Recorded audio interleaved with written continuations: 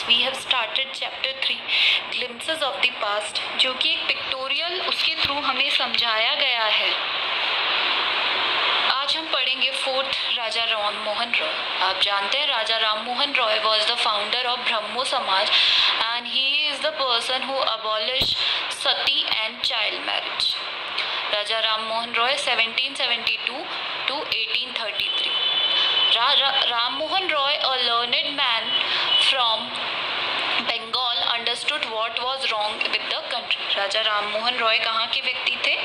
एक शिक्षित व्यक्ति थे बंगाल से। उन्हें पता चल गया था कि उनके कंट्री में क्या प्रॉब्लम है। तो he was saying to a person, वो एक व्यक्ति से कह रहे हैं, let us not despise our self, our ancient culture is great. तो उन्होंने कहा हमें डिस्पाइज मतलब हमें अपने आप को ही नहीं समझना चाहिए। हमारा जो एंशिएंट कल्चर है, प्राचीन हमारी संस्कृति है, वो बहुत ही ज़्यादा क्या है, ग्रेट है। We are capable of greater achievements, और हम बहुत अधिक उपलब्धियों को अचीव करने के कैपेबल हैं। We must first reform our society, सबसे पहले हमें हमारे जो सोसाइटी है उसमें सुधार लाना पड़ेगा। Superstition have been ruining us, superstition होते हैं अंधविश्वास ने हमारी जो सोसाइटी है उसे बिल्कुल तबाह कर दिया है। He told his wife, यहाँ पर उनकी वाइफ और उनका कॉन्वर्सेशन है, cows are of different colors। उन्होंने कहा काउज जो होती है गाय, वो बहुत अलग अलग कलर की होती है, but the colour of their milk is the same, but जो उनके द्वारा दिए गए दूध का कलर सेम होता है। Different teachers have different opinions, जो टीचर्स होते हैं जो शिक्षा देते हैं उनकी क्या होते हैं, धर्म का उपदेश देते हैं, उनका ओपिनियन अलग होता है। But the essence of every religion is the same, but हर धर्म का सार क्या है, एक ही है। He was attracted by science and modern knowledge, वो किससे के सबसे ज्यादा आधुनिक यानी मॉडर्न नॉलेज और साइंस से ज्यादा अट्रैक्टेड थे। Knowledge should be practical and scientific, उन्होंने क्या कहा कि नॉलेज क्या होनी चाहिए, शिक्षा जो होती है वो क्या होनी चाहिए, प्रैक्टिकल यानी व्यवहारिक होनी चाहिए, और एंड साइंटिफिक यानी it should be related to science।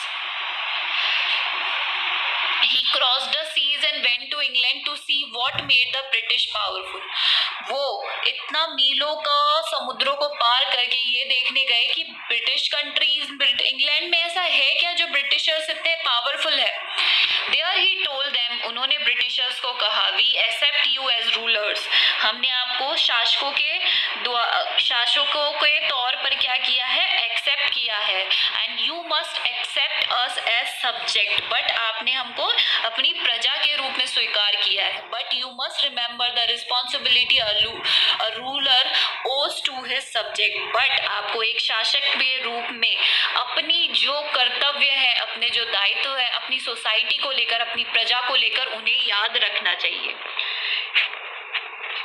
Sorry, एक ये पॉइंट छूट गया था। He started newspaper but the suspicious British stop them in 1823। उन्होंने ब्रिटिशर्स के खिलाफ लिखना शुरू कर दिया न्यूज़पेपर में, बट ब्रिटिशर्स ने उसको क्या कर दिया, बंद करा दिया 1823 में। नाउ ऑपरेशन में मतलब होता है सप्रेशन, दबाना। But the British continued to oppress Indians, but Britishers ने क्या किया, इंडियंस को दबाना, उन पर अपनी धाक जमाना जारी रखा। इन 1818 they had pass regulation third, उन्होंने 1818 में एक रेगुलेशन पास किया। आप लोग जब भी इसे पढ़ेंगे अपनी बुक सामने रख के पढ़ेंगे, because it is not clear. Under it an Indian could be gelled without trial in a court, और उसके अंदर ये था कि अगर कोई भारतीय पर कोई मुकदमा चलेगा तो उसे बिना किसी ट्रायल के जेल भेज दिया जाएगा। All the time British officers in India drew big salaries and also made fortune in private businesses। हर समय अंग्रेज मतलब जो ब्रिटिश ऑफिसर्स थे वो इंडिया से बहुत बड़ी सैलरी लेते थे, और जिससे उन्होंने क्या कर लिया, अपने जो प्राइवेट बिजनेस थे उसमें भी अपनी किस्मत को आजमाना शुरू कर दिया। By 1829 British was exporting British goods worth 7 crore rupees to India, और 1829 तक जो ब्रिटिशर्स थे वो कितना 7 करोड़ का माल मतलब सामान कहाँ भारत में इंपोर्ट कर रहे थे, सॉरी एक्सपोर्ट कर रहे थे। The British prospered on the company's loot while Indian industries began to die। और क्या हो गए, उन्होंने अपनी लूट से अपने देश को बहुत ही अपनी जेबें भर ली, और जो इंडिया इंडस्ट्रीज थी वो धीरे धीरे क्या हो गई, खत्म होने लग गई। Governor general Bentinck reported back home, उन्होंने कहा the bones of cotton weavers are bleaching the plains of India. और उन्होंने कहा कि जो सूत काटना होता है, कॉटन क्या होती है, सूती होती है, जो सूत काटने वाले जो वीवर्स हैं उनकी हड्डियां भारत के मैदानों को क्या कर रही है, बदरंग कर रही है, मतलब they are dying due to starving. Now dissatisfaction 1835 to 56। Education in India was in Persian and Sanskrit. उस टाइम पे सिर्फ 2 ही लैंग्वेज चलती थी, पर्शियन और संस्कृत में ही एजुकेशन दी जा रही थी। In 1835 Englishman name Macaulay suggested a change. उन्होंने उस टाइम पर एक सजेशन दिया, we should teach the natives through the English language. उन्होंने यहाँ पे कॉन्वर्सेशन एक सजेशन दिया कि हमें इन्हें क्या सिखानी चाहिए, इंग्लिश सिखानी चाहिए। तो साथी थे, उन्होंने कहा I agree. English education produce clerks to whom the British gave petty jobs under them. अब उन्होंने उन लोगों को क्लर्क्स हो जो उनके नीचे काम करते थे इंडियंस, उनको देना शुरू किया, इंग्लिश सिखाना शुरू किया।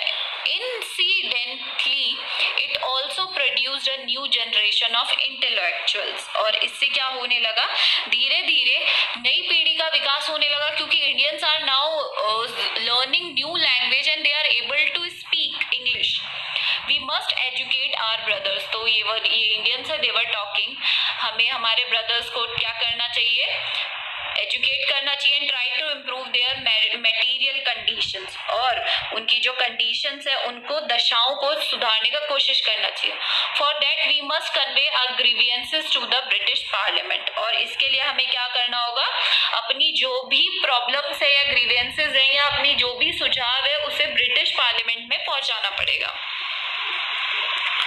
In 1856 the British had conquered the whole India। आप देखेंगे कि पूरा जो पिंक लाइन है पूरा क्या है, ब्रिटिश इंडिया एरिया का पार्ट है।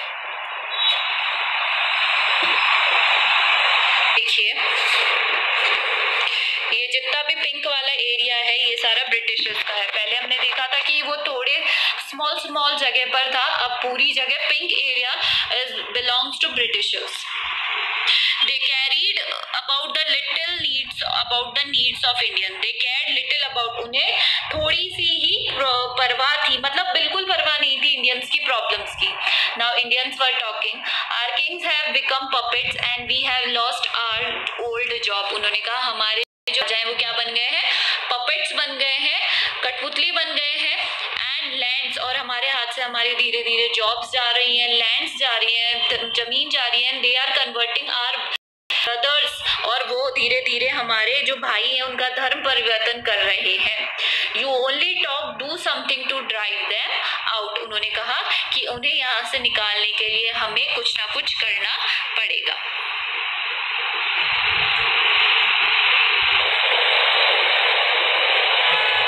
Now the spark. स्पार्क मतलब होता है कॉजेज ऑफ रिवॉल्ट, किस तरीके से लड़ाई हुई। Taxes continue to ruin the peasants. जो उन्होंने टैक्स लगाए वो धीरे धीरे किसानों को क्या करना, विनाश करना जारी रखा। In Bengal the Santhals who had lost their lands under the new land rules became desperate. अब बंगाल में जो संथाल थे उन्होंने अपनी जमीनें खो दी नए कानून की वजह से, एंड दे वर डेस्परेट, वो बहुत ही ज्यादा व्याकुल उठे। इन 1855 दे रोज इन रिबेलियन, वो किस में कन्वर्ट हो गए, रिबेल बन गए, विद्रोही बन गए, massacred Europeans and their supporters alike. और जो यूरोप वासी थे और उनके समर्थकों को क्या कर दिया, उन्होंने मौत के घाट उतार दिया। Discontent was brewing in the East India Company Army too. Brewing मतलब developing. अब धीरे धीरे जो ईस्ट इंडिया कंपनी थी उनके अंदर भी डिससेटिस्फैक्शन पनपने लगा. The white soldiers get huge pay mentioned to live in servant. तो उन्होंने कहा गोरे सैनिक हैं जो भी उनको भारी वेतन मिलता है और उन्हें घर रहने के लिए बहुत ही बड़े बड़े मकान मिलते हैं और क्या मिलते हैं, नौकर मिलते हैं. While we get a pittance and slow promotion. अब जो सेना थी वो इंडियन थे तो उन्हें क्या लगने लगा कि उनकी जो टीम में जो उनके कौन है रूलर हैं उन्हें बहुत ही ज्यादा क्या मिलती है, पैसे मिलते हैं और हमें क्या मिलता है, बहुत ही कम. The अंग्रेज ask us to cross the sea which is against our religion. तो अंग्रेजों ने हमें क्या कहा है कि समुद्र पार करने को कहते हैं जो हमारे धर्म के विरुद्ध है. Who is the टोपी वाला to abolish our age old custom. ये टोपी वाले मतलब अंग्रेज. ये कौन होते हैं, हमारे पुराने धर्मों को तोड़ने वाले. We must drive out the अंग्रेज. हमें इन अंग्रेजों को यहाँ कर खदेड़ कर भगा देना चाहिए. सिपाही Mangal Pandey attack the adjutant of his regiment and was executed. आपको पता है मंगल पांडे ने अपनी टुकड़ी को अंग्रेजों पर क्या कर दिया, हमला कर दी और उन्हें क्या दे दी गई, फांसी दे दी गई. Thousands of other sepoys revolted. They were stripped of their uniform, humiliated and put in prisons. बहुत सारे जो सिपाही थे मंगल पांडे के उन्होंने अपनी वर्दियां उतार दी और उन्हें क्या कर दिया गया, बेइज्जत करके उन्हें जेल में डाल दिया गया. Few Englishmen had cared to understand Indian customs or the people's mind. पर कुछ इंग्लिशमैन ऐसे भी थे जिन्हें इंडिया के कल्चर समझ में आते थे. Oh proud Brahmin soldiers, do you know that grease on the bullet you have to bite is made from the fat of cows and pigs. तो उन्होंने कहा क्या, अरे अभिमानी ब्राह्मण सिपाहियों, क्या तुम जानते हो ये जो बुलेट्स है जिसको तुम मुंह से काटना होता है, ये गाय और सुअर की चर्बी से बनी हुई होती है. What? The white man has deceived us too. यहाँ भी उन लोगों ने हमें क्या दिया है, धोखा दिया है. Soon chapatis were sent from the village to village to tell the people that their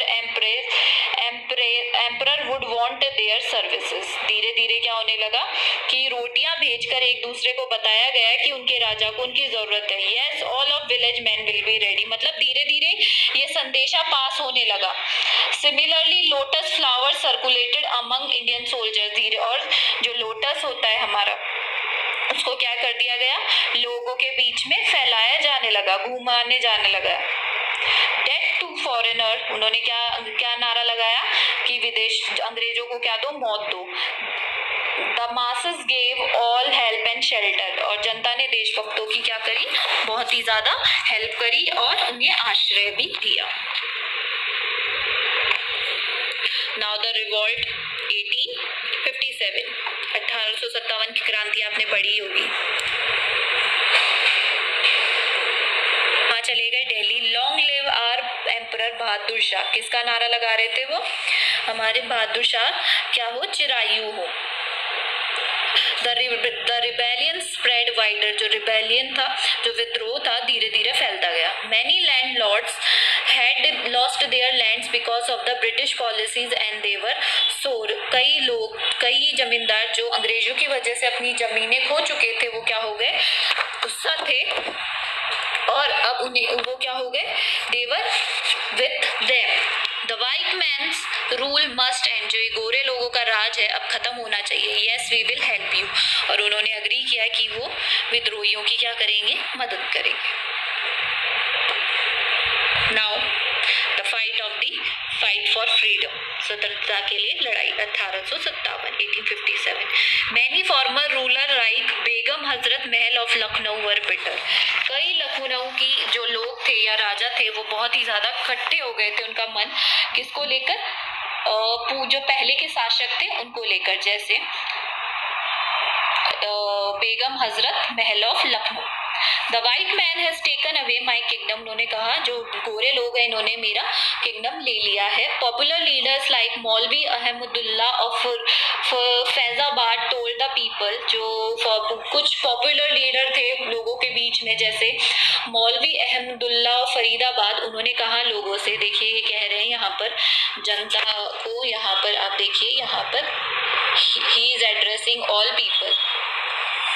rise brothers rise and the अंग्रेज इज रूइनिंग आवर लैंड. उठो मतलब अपने, उन्होंने कहा उठो भाइयों उठो, ये अंग्रेज हमारी लैंड को क्या कर रहे हैं, हमारी धरती को विनाश कर रहे हैं.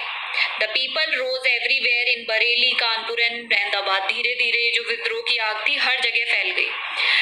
अजीमुल्ला खान टोल्ड टांट्या टोपे, अजीमुल्ला खान थे जो उन्होंने कहा टांट्या टोपे को, we should have Peshwa Nana Saheb as our leader in the war of independence. उन्होंने कहा कि हमें इस लड़ाई में जो स्वतंत्रता की है उसमें नाना साहेब को अपना नेता बनाना चाहिए. The patriot pounced upon the British, जो देशभक्त थे वो अंग्रेजों पे टूट पड़े. And fought pitched battle all over north India, और नॉर्थ इंडिया में संपूर्ण उत्तर भारत में इसको शुरू किया गया उनके खिलाफ विद्रोह. 80-year-old Kunwar Singh of Bihar received a bullet in his wrist. 80 साल के जो कुंवर सिंह थी उनकी कलाई में एक गोली लगी और उनका क्या हुआ, उनका एक हाथ को काट कर अलग कर दिया गया. Mother Ganga this is my last offering to you, उन्होंने ये एक अपनी जो बाह कटाते हुए उन्होंने इसको इस तरीके से कहा कि माँ गंगा यह मेरी तरफ से आपको अंतिम भेंट है.